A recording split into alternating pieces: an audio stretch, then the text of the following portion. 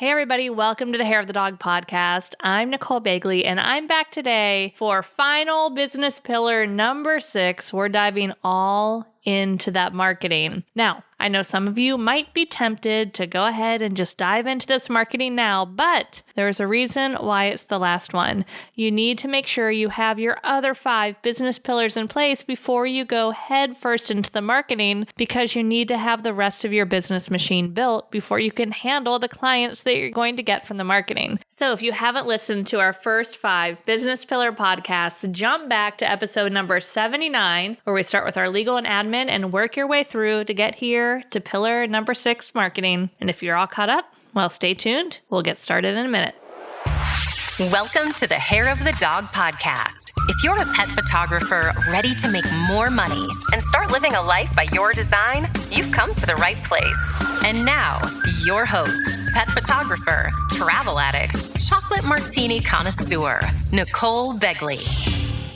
All right. Hey, everybody. Nicole Bagley here from Hair of the Dog. Welcome back to the Hair of the Dog podcast. I'm excited to be back with you again for another week of our business pillars. I have had so much fun talking about these different pieces of our business. And, so many times people get into business and they want to focus on just one thing, or they think that there is just this one magical marketing solution that is missing, and that's the only thing they're missing for their business. And if they just had that, they would be a success. Yeah, okay. Marketing is super important. And we're going to dive into the most important things we need to consider with our marketing. But guess what else is important? All of those other business pillars that lay the foundation for our business. Because remember that story about me trying to make brownies without eggs?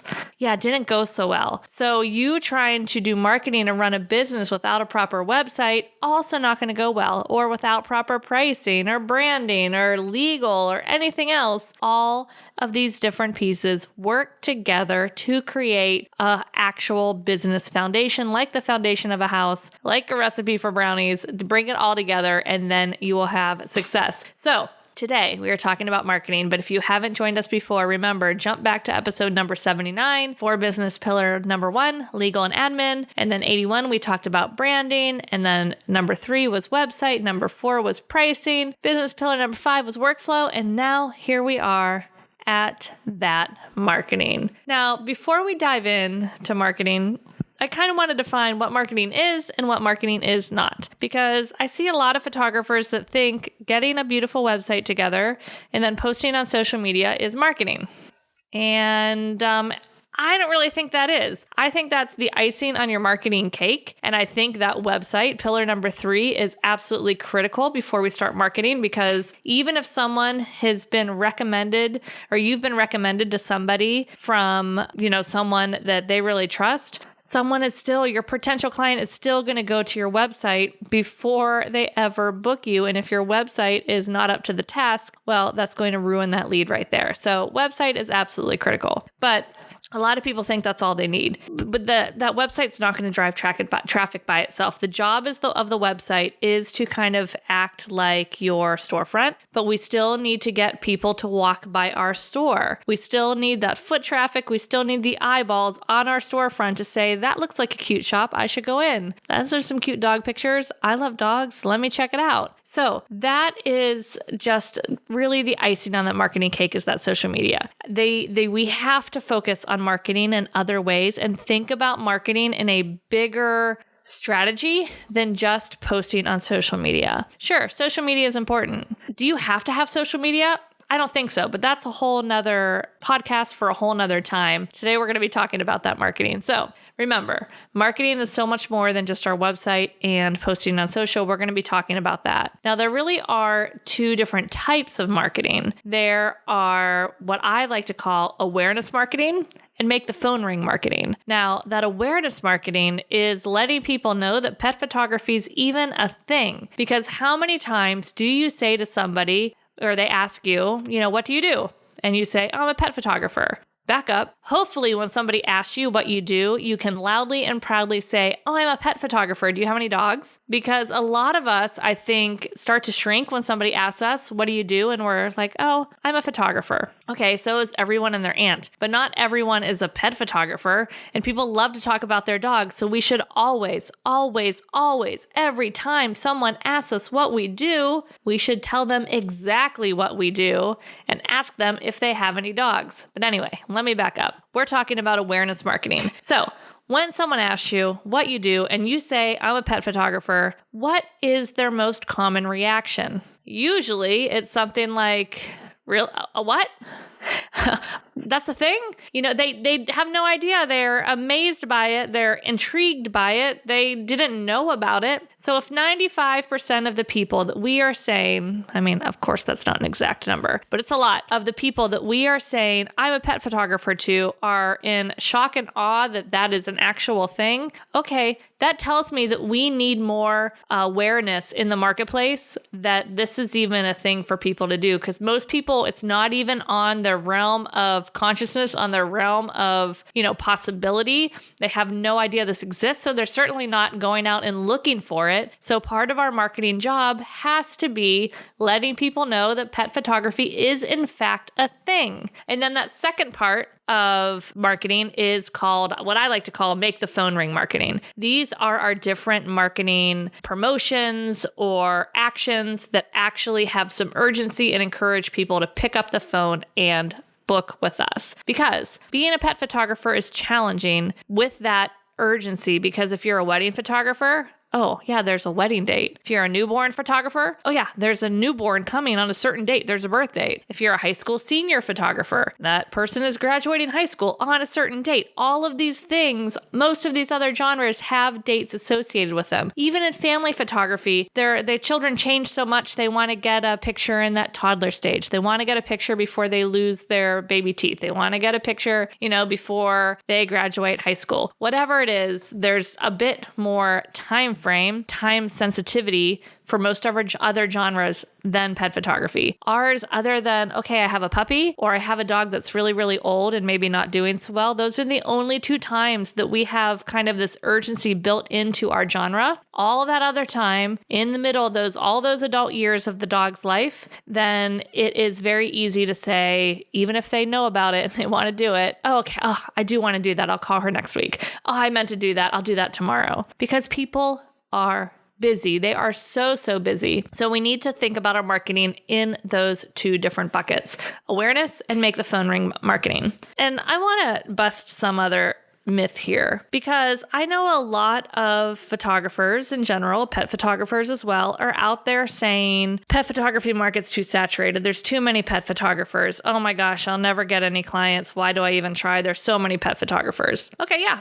There's a lot more pet photographers now than there were 5 years ago, but that's not a bad thing, because now there's 5 additional people or 10 additional people in your market advertising, marketing, making that awareness marketing. So more people say, oh, that's interesting. Pet photography, huh? And they start to look at it. And sometimes they'll book the first person that they find or the person that was marketing to them. Sometimes they will find out pet photography is a thing and they'll do a quick Google search and search for other pet photographers as well. So all of a sudden, that whole competition thing is not really competition. It's actually helping all of us out. It's actually raising the entire industry. So if you find yourself saying to yourself, oh man, market's too saturated, this is bad, it's going to be too hard, I encourage you to try to think about it this way, that those other pet photographers in your market are actually doing your awareness marketing for you. But this is not an excuse to not do any awareness marketing yourself. So yeah, get back out there and still do the work. But anyway, those are the 2 types of marketing that I wanted to talk about real quick. Now,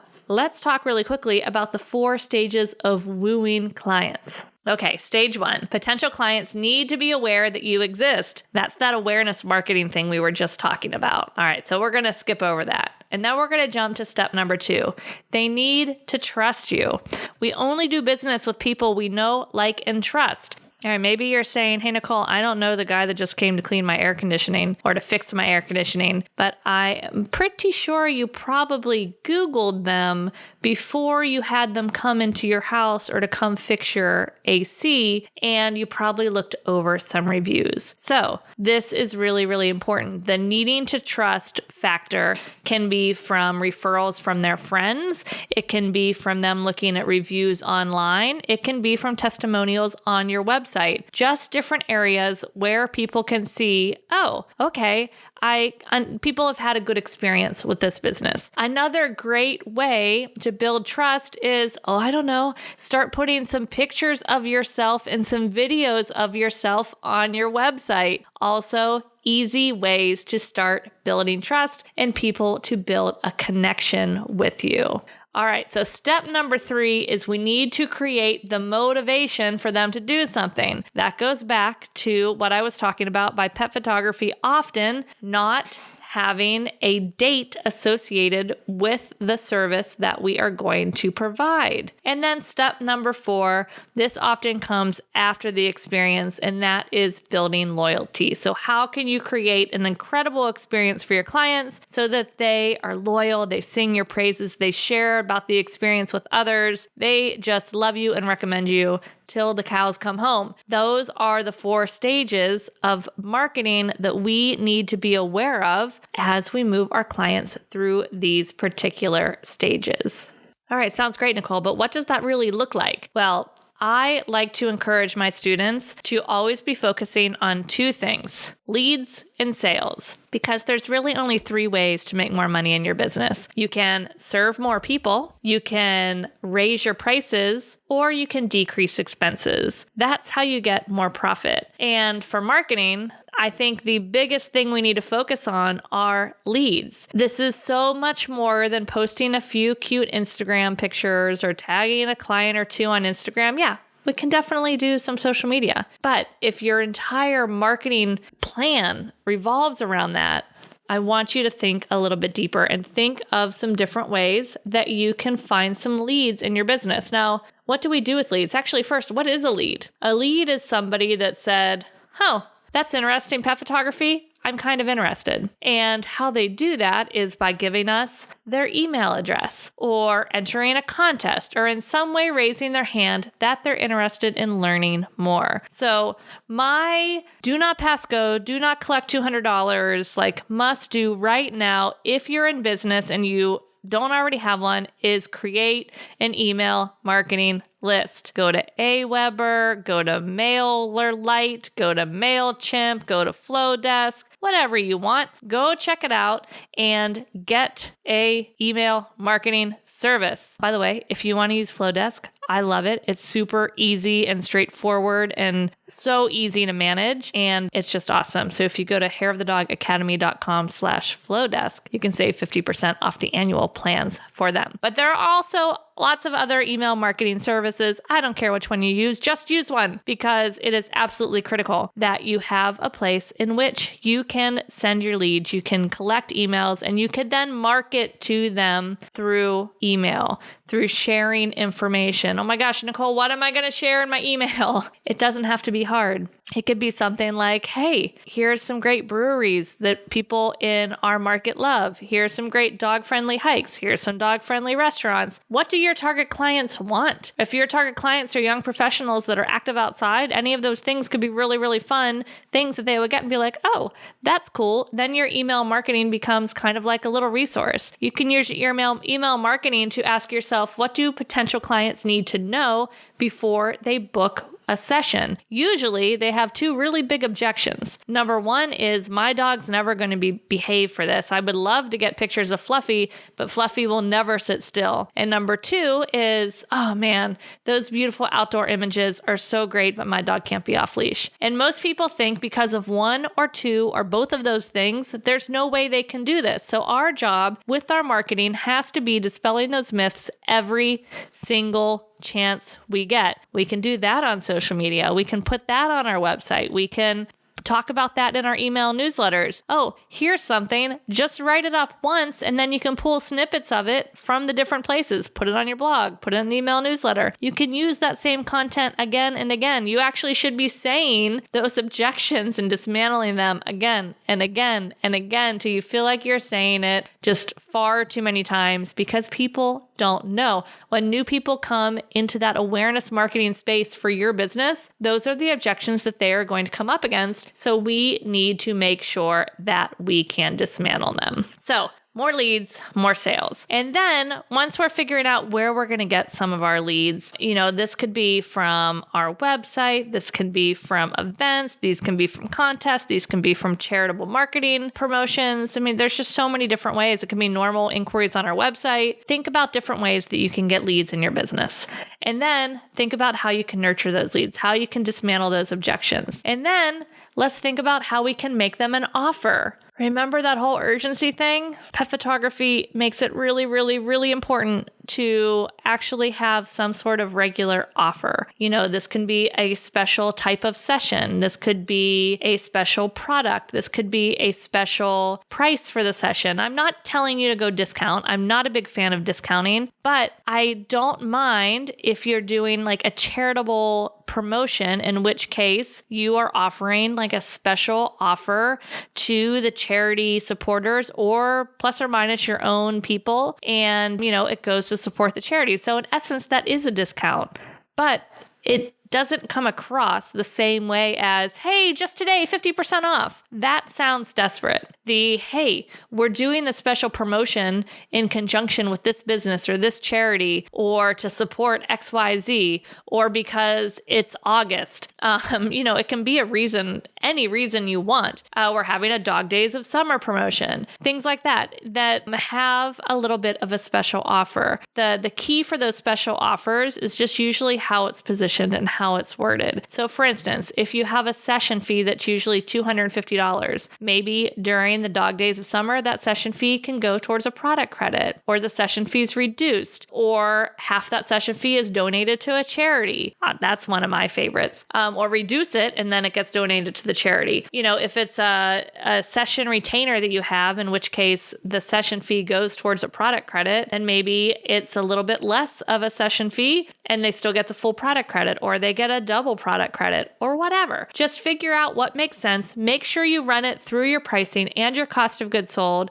Jump back over to episode number 85, where we talk all about pricing in business pillar number 4, if you need a refresher for that. But just make sure that it's still profitable. And it's helpful sometimes to know kind of what your session average is, so that way you kind of know how much to discount. I don't mind discounting my sessions for different marketing promotions, $200 or so, because I know that my average sale is going to be at least $2,000. And I know that I'm still profitable with that little bit of a discount. So I can use that as a way to, get more urgency. You can also have urgency in your marketing and in your offers by having a limited number. So maybe there's only 3 sessions left in October, or maybe there's only 3 sessions left before you're done for the year, until your calendar's closed for the year. Whatever it is, there's different ways to have urgency. Usually that is via price for a limited time or a limited number of sessions. So those are the different things. And so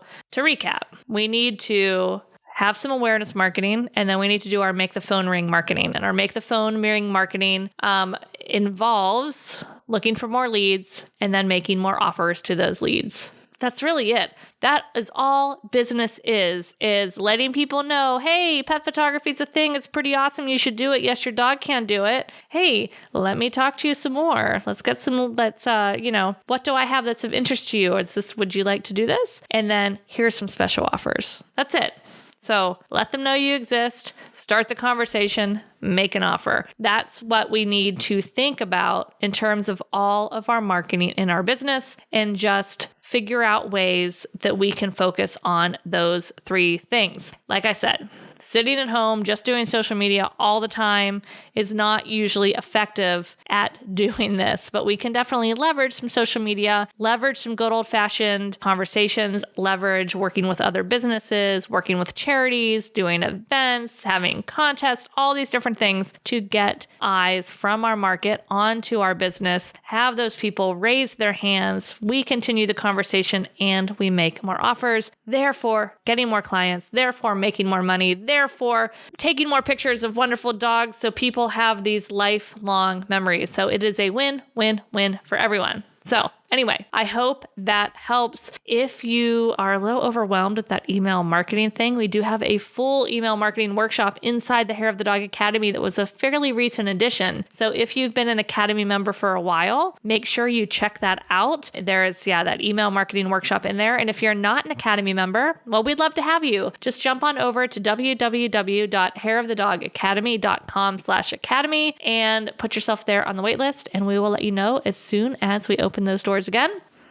Thanks again, everybody, for hanging out with me for the past 6 weeks as we went through these 6 business pillars. I hope you have found it helpful. If you have, take a screenshot of this podcast on Instagram, share it in your stories, tag us at Hair of the Dog Academy. Let us know what the most impactful pillar was for you, what you're working on. We would love to have that conversation with you. And in the meantime, we will catch you next week when we are coming back with some dog training conversations as it relates to pet photography. Can't wait. Have a great week, everybody. See you soon.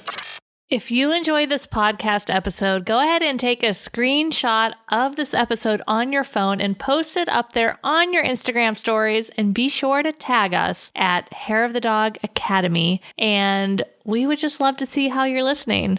And full disclosure, sometimes we just like to give away a little pet photographer swag in the form of Hair of the Dog t-shirts and sweatshirts. So what are you waiting for? Go ahead and share that screenshot of this episode, and don't forget to tag us at Hair of the Dog Academy. And while you're there, maybe you want to jump on over to our account and see what we're up to on the gram. Would love to connect with you.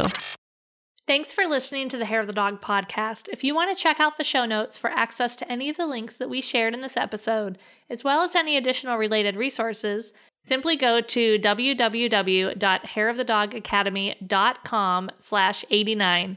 Once again, that's www.hairofthedogacademy.com/8 and the number 9. Thanks for listening to this episode of Hair of the Dog podcast. If you enjoyed this show, please take a minute to leave a review. And while you're there, don't forget to subscribe so you don't miss our upcoming episodes. One last thing, if you are ready to dive into more resources, head over to our website at www.hairofthedogacademy.com. Thanks for being a part of this photography community.